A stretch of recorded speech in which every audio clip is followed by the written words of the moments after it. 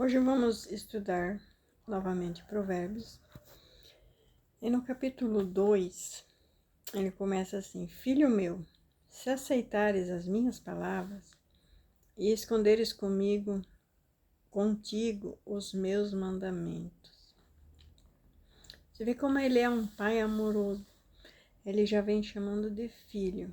E ele fala assim: Filho meu. Qual que é o filho que não quer ser chamado assim? Então ele fala com as palavras mais amáveis possíveis. Se aceitares as minhas palavras e as esconderes contigo os meus mandamentos, para fazeres o teu ouvido atento à sabedoria e inclinares o teu coração ao entendimento. Então ali vem todo eu quero, eu busco, eu me inclino, eu gosto, me agrada, né? Se clamares por conhecimento e por inteligência, alçares a tua voz, dá-me sabedoria, dá-me conhecimento, dá-me entendimento, Senhor. Quantas vezes eu erro porque não conheço a palavra de Deus? Quantas vezes eu erro porque não entendo o que Deus quer, como Deus quer, como é agradável ao Senhor? Se como a prata a buscares, e como a tesouros escondidos a procurares. Então, podemos aqui imaginar um garimpeiro. Ele dedica a sua vida 100% a essa busca, a essa procura, a esse garimpo, né? Então, ele vai procurar essa prata, ele vai procurar esse tesouro escondido. Então entenderás o temor do Senhor e acharás o conhecimento de Deus. Então esse temor a Deus, essa reverência a Deus, né? Então Ele é supremo. Ele é o Deus da chuva, do trovão, do vento, da noite, do dia. Ele é da vida e da morte. Assim como você foi concebido na barriga de sua mãe e seu coração começou a bater e a sua vida começou a ser gerada, cada célula e seus neurônios. Então, ali dentro da barriga da tua mãe, quantos traumas já veio dali, quantas coisas já começam a ser criados ali, o amor que você recebe durante a gestação, você vai levar por o resto da vida. Tanto coisas boas como ruins. Então, quando você é gerado, Deus já estava ali. E até o seu coração parar de bater. E se encerrar o ciclo da sua vida. Então, Deus está com você. Então, você ter esse temor de que se eu paro de respirar, acabou, né? Então, isso pertence a Deus. A Deus pertence o dar a vida e o tirar a vida. Satanás quer se fazer de Deus e tira a vida, rouba a vida de muita gente antes da hora. São os assassinos. Eles vão lá e determinam: esse deve morrer, esse deve viver. Então, se Deus permitir, eles o fazem. Mas se Deus não permitir, também não o fazem. Assim como diz no livro do Alcorão, no livro dos muçulmanos, não cai uma folha de uma árvore sem que Deus o permita, né?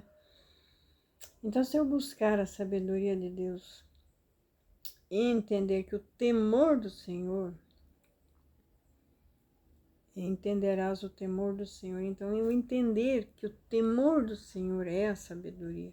A sabedoria, ela começa pelo temor do Senhor. E acharás o conhecimento de Deus. O versículo 6. Porque o Senhor dá a sabedoria, da sua boca é que vem o conhecimento e o entendimento. Então, a sabedoria vem do Senhor. É do Senhor que vem o conhecimento e o entendimento. São méritos dele, né? Ele reserva a verdadeira sabedoria para os retos. Então, quem anda em vida de retidão, esse tem a verdadeira sabedoria. A verdadeira sabedoria é reservada para os retos. Escudo é para os que caminham na sinceridade. Então, essa sabedoria é um escudo. É um escudo. Você sabe o que é um escudo de defesa, né? Para quem vive em sinceridade. Eu ser sincero. Para que guardem as veredas do juízo. Juízo, né? Ter juízo, ter entendimento, né? Para que guardem as veredas do juízo. Ele preservará o caminho dos seus santos. Quem preserva o caminho dos santos? Ele. É ele que preserva o caminho dos santos. Os santos, eles andam para cá e andam para lá e vão tendo suas direções direcionadas pelo Senhor. E é o Senhor quem preserva esse caminho, né?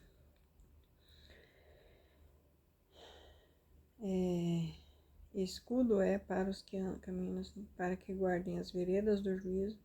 Ele preservará o caminho dos seus santos. Então entenderás a justiça, o juízo, a equidade e todas as boas veredas. Então, né? Então, quando você anda com os santos, com os retos, com os justos, então ele quem dá, faz entender a justiça, o juízo, a equidade e todas as boas veredas. E todas as boas veredas. Pois quando a sabedoria entrar no teu coração e o conhecimento for agradável à tua alma, ali fala de agradável à tua alma. Então, o discernimento te guardará e a inteligência te conservará. O discernimento de saber, isso é bom, isso não é, isso é inteligente, isso não é. Isso está em tudo, está nas palavras que você usa. Ter discernimento de usar palavras. Ter discernimento de com quem andar, com quem falar, o que falar, como falar.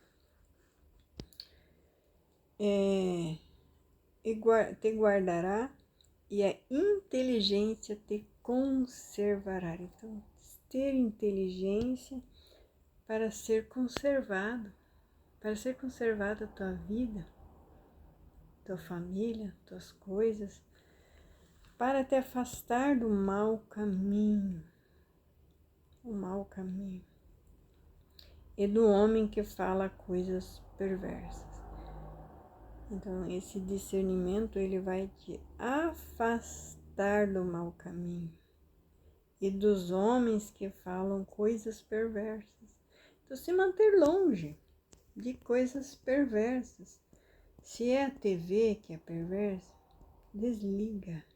Se é o jornal que é perverso, não leia. Se só vem coisas negativas na tua mente, que vão contra os santos do Senhor, não se aprofunde naquela maldade. mas busque as coisas do alto, as coisas da sabedoria, do discernimento e do entendimento, do bom siso, né? Para te afastar do mau caminho e do homem que fala coisas perversas, dos que deixam as veredas da retidão, para andarem pelos caminhos escusos, duvidosos, nem eles sabem direito para onde vão. Perderam o prumo, estão perdidos, como um navio no mar.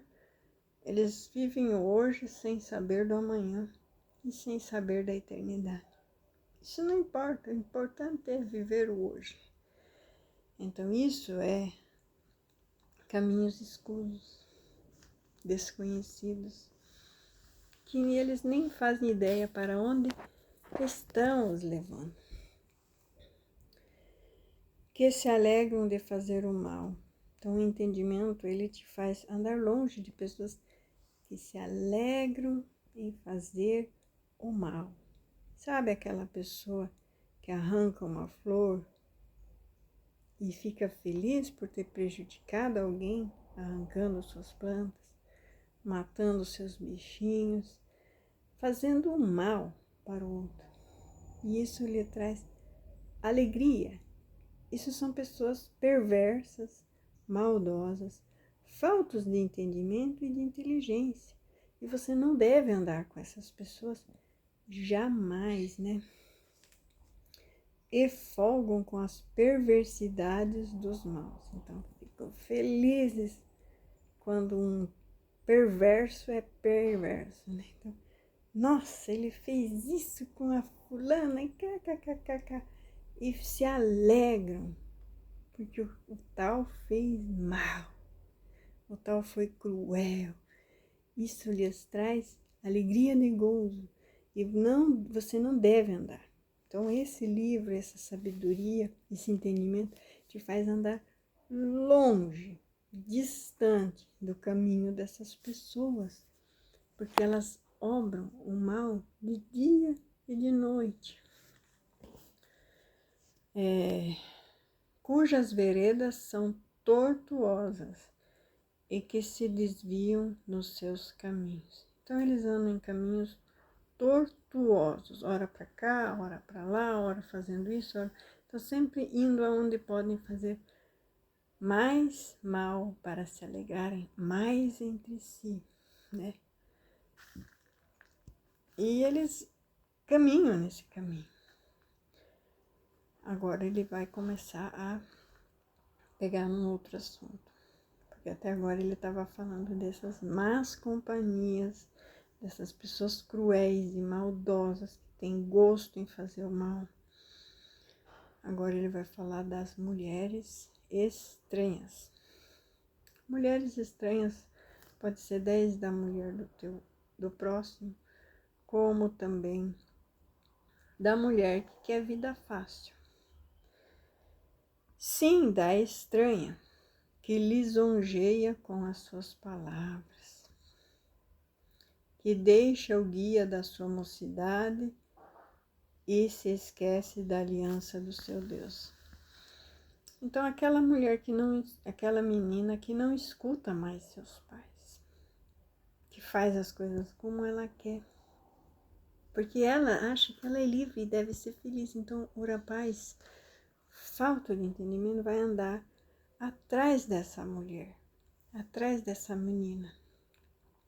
Ela é uma mulher que só está preocupada em ser feliz, em te enganar. Porque a sua casa se inclina para a morte. A casa que ela está construindo, ela já caminha para a morte. E você vai querer construir uma casa com essa mulher que lisonjeia, porque ela fala palavras lindas. Você está certo, você tem que fazer como você quer, você tem que ser feliz. Então vem com aqueles conselhos errados que vão te trazer grande desgosto e tristeza. Todos os que se dirigem a ela não voltarão. e não atinarão com as veredas da vida. É um caminho sem fim, porque o vício do pecado, o vício das coisas erradas, o vício do que essa mulher tem para proporcionar, para ensinar, é um caminho sem volta. É um caminho de morte eterna, não tem volta. Você entrou para esse caminho, acabou, né? É o que está dizendo, não é? E as suas veredas para os mortos. Todos os que se dirigem a ela não voltarão e não atinarão com as veredas da vida. Então, eles não têm entendimento com os caminhos da vida. Não adianta. Para andares pelos caminhos dos bons e te conservares nas veredas dos justos. Então, ele volta a focar. Então, você vai estudar a sabedoria para andar no caminho dos bons, né? E te conservares na vereda dos justos. Aquelas pessoas que usam de medida certa, de justiça, de ser bom. Porque são os retos, né? Porque os retos habitarão a terra e os íntegros permanecerão nela. Então, são os retos que vão ficar na terra, que vão herdar a terra, que vão ficar na terra. Porque os maus por si só se destroem. Os maus destroem tudo à sua volta e no final são destruídos. A sua raça é exterminada, não é? Mas os ímpios serão arrancados da terra e os transgressores serão dela exterminados. É o fim do mal. Por isso que você deve andar com os bons, porque aí você vai ficar e a sua posteridade vai permanecer. Esse foi o estudo do capítulo 2 de Provérbios, onde ele nos levou a viajar por caminhos, onde ele nos ensinou por que não andar no caminho dos maus, das más companhias e das mulheres erradas, né? Por que não dizer dos homens errados? Aqueles homens que vêm com elogios, muitas palavras bonitas e doces no início. Esquece. Esses não são homens de Deus.